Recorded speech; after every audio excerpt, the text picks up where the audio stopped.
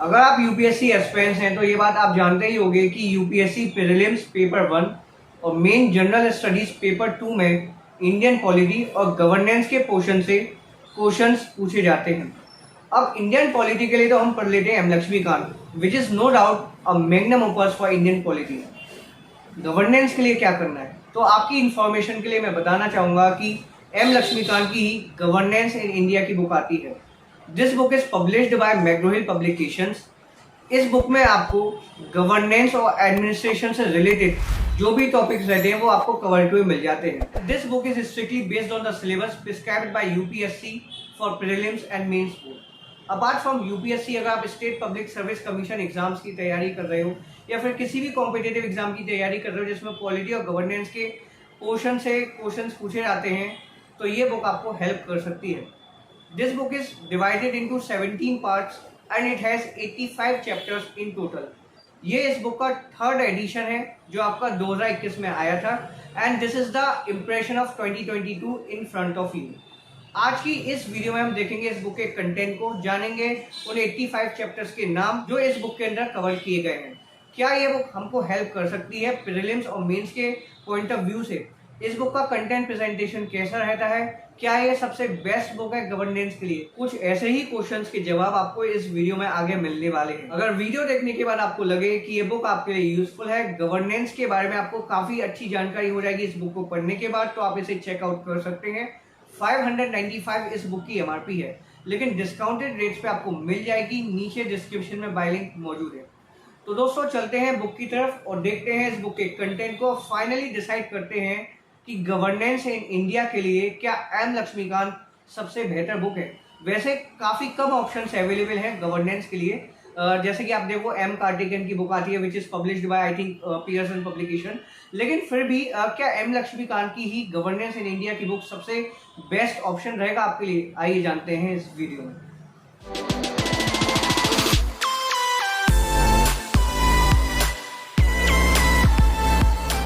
तो फ्रेंड्स, ये है आपके सामने मैग्रो-हिल पब्लिकेशन की governance in India by M Laxmikanth की बुक। आइए खोलते हैं इस बुक को, देखते हैं इस बुक के कंटेंट्स को, जानते हैं कि क्या क्या इस बुक के अंदर कवर किया गया है।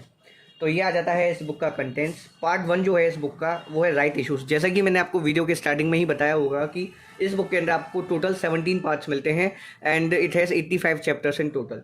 तो सबसे पहला चैप्टर रहता है इसमें human rights. Second chapter is concern with rights of women. Third chapter rights of children, then rights of एससीज and STs, rights of BCs and EWS यानी कि इकोनॉमिकली वीकर सेक्शंस। उसके बाद 6th चैप्टर है आपका राइट्स ऑफ माइनॉरिटीज। 7th है rights of other groups. उसके बाद आपको 8th चैप्टर मिलेगा right to information RTI and then after उसके बाद 9th चैप्टर मिलता है आपको right to education. 10th chapter deals with rights of consumers. 2019 का जो एक्ट आया था कंज्यूमर प्रोटेक्शन एक्ट, उसके अंतर्गत 11वां चैप्टर है राइट्स ऑफ ट्रांसजेंडर पर्सन्स। उसके बाद दोस्तों आपको ये सेकंड पार्ट मिलता है पब्लिक पॉलिसी, जिसमें आपको टोटल 7 चैप्टर्स मिलेंगे पब्लिक पॉलिसी से रिलेटेड। थर्ड पार्ट रहता है आपका सेंट्रल एडमिनिस्ट्रेशन, जिसमें आपको 19 चैप्टर मिलेगा इस बुक का, सेंट्रल सेक्रेटरीट। उसके बाद जो आपको 20th चैप्टर मिलेगा वो है कैबिनेट सेक्रेटरीट। आपका ये पार्ट 4 रहता है स्टेट एडमिनिस्ट्रेशन। पार्ट 5 रहता है इस बुक का आपका डिविजनल एडमिनिस्ट्रेशन, जिसमें आपको 2 चैप्टर्स मिलेंगे, डिविजनल कमिश्नर और रीजनल ऑफिसर के बारे में आपको जानकारी मिलेगी। 6th part of this book deals with district administration, जिसमें आपको डिस्ट्रिक्ट कलेक्टर के बारे में इंफॉर्मेशन मिलेगी, administration below the district level, district rural development agency, जैसे ही 3 चैप्टर्स आपको देखने को मिलेंगे। फिर आपका ये 7th पार्ट है पर्सनल एडमिनिस्ट्रेशन, जिसमें आपको रिक्रूटमेंट टू हायर सर्विसेज। दोस्तों आपका 8th पार्ट है फाइनेंशियल एडमिनिस्ट्रेशन, जिसमें आपको बजट का कंसेप्ट मिलेगा, formulation and execution of budget, accounts and audit, role of unions finance ministry. फिर आपका 9th पार्ट स्टार्ट हो जाता है जो कि है आपका लॉ एंड ऑर्डर एडमिनिस्ट्रेशन, जिसमें आपको यूनियन होम मिनिस्ट्री के रोल के बारे में पता चलेगा। सेंट्रल एजेंसीज जो होती हैं उनका क्या रोल होता है, जैसे कि central police forces, central police organisations. उसके बाद आपको स्टेट पुलिस एडमिनिस्ट्रेशन के बारे में बताया जाएगा। 10th part of this book deals with statutory bodies, जिसमें आपके national commission for women, national commission for protection of child rights, national commission for minorities, central commissioner for disabled person जैसे chapters देखने को मिलेंगे। 11th पार्ट रहता है इस book का नॉन स्टैट्यूटरी बॉडीज, जिसमें आपको 3 चैप्टर्स पढ़ने को मिलेंगे। Law commission of India, staff selection commission, national security council. उसके बाद आपका 12 पार्ट रहता है regulatory, quasi judicial and other bodies. 13 part रहता है दोस्तों आपका गवर्नमेंट इंटरवेंशन फॉर डेवलपमेंट। 14 है वनरेबल सेक्शंस। फिर आपका ये 15 पार्ट रहता है दोस्तों important aspects of governance. Good governance क्या है, ई गवर्नेंस का कंसेप्ट आपको यहाँ पे एक्सप्लेन किया हुआ मिलेगा, सिटीजन्स चार्टर के बारे में आपको इन्फॉर्मेशन मिलेगी। उसके बाद दोस्तों आपको accountability and control and people's participation, role of civil society, corporate governance जैसे चैप्टर्स देखने को मिलेंगे। 16 पार्ट रहता है इस बुक का role of civil services in a democracy. 17 है कंपेयरिंग कॉन्स्टिट्यूशंस। उसके बाद आपको 2 अपेंडिक्स देखने को मिलेंगे। दोस्तों आपको डिटेल में टेबल ऑफ कंटेंट मिल जाएगा, डिस्क्रिप्शन में आप जाकर PDF को डाउनलोड कर सकते हैं, जहाँ पे आपको कंप्लीट लिस्ट मिल जाएगी चैप्टर्स की जो कुछ भी इसमें कवर किए गए हैं। तो हम पहले चैप्टर को देख लेते हैं। उससे पहले आपको ये list of tables, total 26 tables आपको देखने को मिलती हैं इस बुक के अंदर।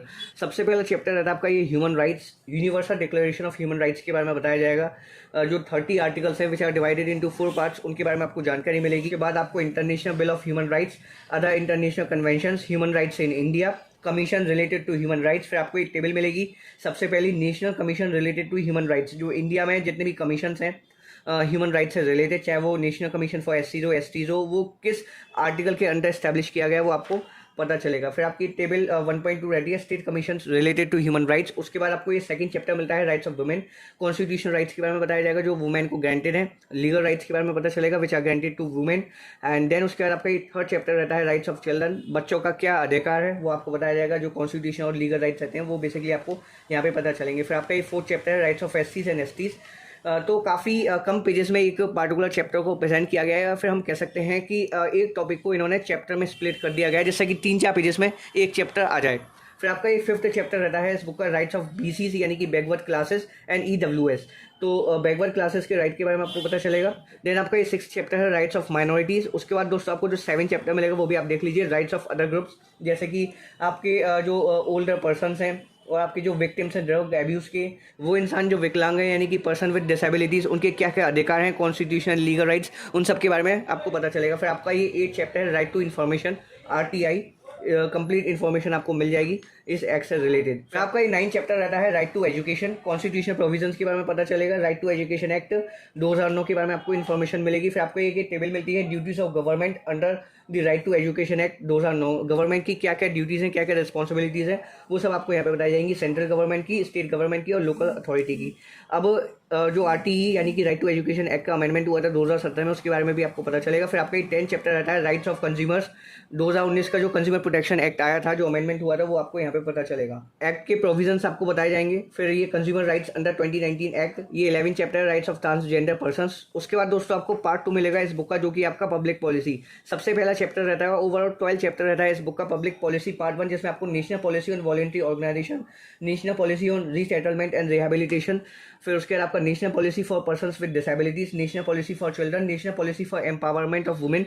एंड देन उसके बाद दोस्तों आपको टेबल्स देखने को मिलेंगी, जैसे कि टेबल 12.1 है national policies and related minorities. ये दोस्तों आपका पार्ट 3 है इस बुक का, सेंट्रल एडमिनिस्ट्रेशन, जिसमें आपको सबसे पहला और इस बुक को ओवरऑल 19 चैप्टर देखने को मिलेगा। सेंट्रल सेक्रेटरीट क्या मतलब है वो बताया जाएगा, क्या क्या हिस्टोरिकल पर्सपेक्टिव थे, structure of a ministry. And then उसके बाद आपको सेक्रेटरीट का जो ऑर्गेनाइजेशन होता है, जो स्प्लिट सिस्टम है, रोल क्या है, क्या क्या फंक्शंस हैं, और टेन्योर सिस्टम जो है मतलब कितना कार्यकाल होता है, weakening of tenure system, secretariat officials, जो भी ऑफिशियल्स होते हैं सेक्रेटरीट के, उनके बारे में आपको बताया जाएगा। फिर आपको एक टेबल भी मिलेगी जहाँ पे सिलेक्शन ऑफ सेक्रेटरीट ऑफिशियल्स, कैसे उनका सिलेक्शन होता है, सिलेक्शन कौन करता है, और जो भी पोस्ट रहती है वो आपको इस टेबल में बताई जाएंगी। फिर office staff, desk officer system, attached and सब ऑर्डिनेट ऑफिस। फिर उसके बाद आपका ये 20th चैप्टर है कैबिनेट सेक्रेटरीट। फिर आपका ये 22nd चैप्टर है मिनिस्ट्रीज एंड डिपार्टमेंट। तो इसी तरह से सभी चैप्टर्स की कवरेज रहने वाली है। चैप्टर्स को काफ़ी कम पेजेस में प्रिपेयर किया गया है, या फिर हम कह सकते हैं कि एक पार्टिकुलर टॉपिक को चैप्टर्स में स्प्लिट करके जो लेंथ है चैप्टर्स की वो काफ़ी रिड्यूस कर दी गई है। जैसे कि आप देखो, जो नेशनल कमीशंस होते हैं या फिर जो पब्लिक पॉलिसी होते हैं, वो चाहते तो ये एक ही यूनिट में या फिर एक ही चैप्टर में एक्यूमुलेट कर सकते थे, लेकिन स्टूडेंट्स की कन्वीनियंस के लिए इन्होंने चैप्टर्स में स्प्लिट कर दिया कंटेंट को। चीज़ जो है वो काफ़ी इफेक्टिव हो सकती है, क्योंकि आप अगर चैप्टर बेसिस पे कंसेप्ट को पढ़ोगे तो ईजिली आप रिमेंबर भी कर पाओगे और अच्छे से आपको कंसेप्ट की क्लैरिटी भी रहेगी। ये आपका 26 चैप्टर है चीफ सेक्रेटरी। दोस्तों एक चीज़ जो मुझे काफ़ी ज़्यादा खलती है इस बुक की, वो ये है इसकी जो पेजेस क्वालिटी है वो काफ़ी ज़्यादा बेकार है। बहुत हल्के पेजेस रहते हैं, जो फील हमको M लक्ष्मीकांत की इंडियन पॉलिटी की बुक में देखने को मिलता है वो फील हमको इस बुक के अंदर नहीं मिलता है। ऐसा लगता है कि हम कोई जीरोक्स कॉपी पढ़ रहे हैं। शायद हो सकता है कि ये जीरोक्स ही हो, वो मैं नहीं जानता, लेकिन जो मैग्रो हिल का होलोग्राम है या फिर जो लोगो है वो मैंने देखा, तो ये है तो जेन्युइन कॉपी। जो फ्लेवर हमको इंडियन पॉलिटी की बुक देती है वो शायद हमको ये बुक नहीं प्रोवाइड करती। ब्लैक एंड वाइट फॉर्मेट में इसको प्रिंट किया गया है। और आपका प्रेजेंटेशन देखिए दोस्तों, मैं यहाँ पे कुछ कह नहीं सकता क्योंकि इसमें आपको कंटेंट तो मिलता ही है, टेबल्स मिल जाती हैं, लेकिन जिस तरह का प्रेजेंटेशन शायद एम लक्ष्मीकांत की इंडियन पॉलिटी में किया गया है वो आपको इस बुक के अंदर नहीं मिलता। तो कहीं ना कहीं एक बात आई जाती है कि इंडियन पॉलिटी की गुडविल का यूज़ करके इस बुक को प्रिपेयर किया गया है। मैं ये नहीं कह रहा कि इस बुक का कंटेंट अच्छा नहीं है। अगर देखिए दोस्तों, आप यूपीएससी की तैयारी कर रहे हो तो आप जानते होंगे कि गवर्नेंस के पोर्शन पर भी फोकस करना काफ़ी ज़्यादा इंपॉर्टेंट है, मैंडेटरी एक तरह से आप कह सकते हैं। तो गवर्नेंस के लिए इतनी ज़्यादा बुक्स तो नहीं आती, एक ही है आपकी एक एम कार्तिकेयन की है, लेकिन कुल मिलाकर इस बात को भी नहीं नकारा जा सकता कि जो एम लक्ष्मीकांत का कंटेंट है गवर्नेंस को लेकर वो काफ़ी ज़्यादा ऑथेंटिक है। 43rd चैप्टर मिलता है इस बुक का, रोल ऑफ सेंट्रल एजेंसीज। तो सभी चैप्टर्स का यही पैटर्न रहेगा। चैप्टर के एंड में आपको रेफरेंसेस नहीं मिलते जो आपको Indian polity by M Laxmikanth की बुक में देखने को मिलते हैं। रेफरेंसेस के होने से बेनिफिट दोस्तों ये है कि अगर हम किसी भी पार्टिकुलर टॉपिक पे फर्दर इन्फॉर्मेशन एक्वायर करना चाहते हैं तो वो कर सकते हैं। तो रेफरेंसेस यहाँ पे गिवन नहीं है। फिर आपका ये 55th चैप्टर है क्वासी जुडिशियल बॉडीज, ये आपका पार्ट 12 में आता है। इसमें आपको national green tribunal, income tax appellate tribunal के बारे में बताया जाएगा। तो इसी तरह से सभी चैप्टर्स की प्रेजेंटेशन रहने वाली है। जैसे कि मैंने आपको बताया, टोटल 85 चैप्टर्स आपको मिलते हैं। 17 पार्ट्स में ये बुक डिवाइडेड है। ये 66 चैप्टर है वेलफेयर स्कीम्स फॉर एसटीज।